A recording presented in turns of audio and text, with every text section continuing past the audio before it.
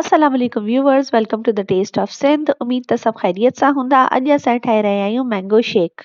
अगर अव्हां मुंहिंजे चैनल ते नवां आहियो त चैनल खे सब्सक्राइब कजो ऐं वीडियो खे एंड ताईं ज़रूर ॾिसजो।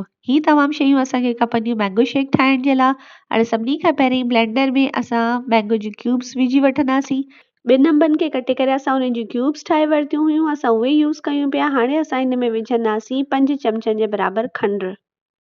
खंड खां पोइ असां विझंदासीं 4-5 चमचनि जेतिरी फ्रेश क्रीम। घर वारी क्रीम भी यूज़ करे सघो था या पैकेट वारी क्रीम भी यूज़ थी सघे थी। 5 चमचा क्रीम जा विझण खां पोइ असां विझंदासीं हिन में 1 कप जेतिरो खीर।